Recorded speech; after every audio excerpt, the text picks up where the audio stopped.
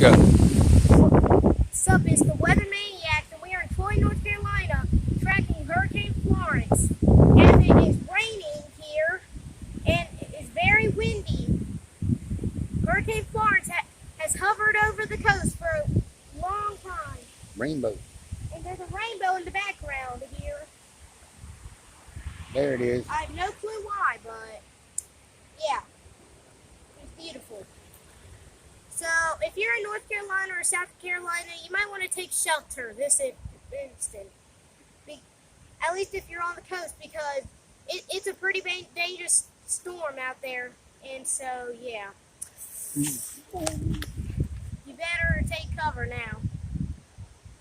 We'll give you more updates later. Weatherman 8.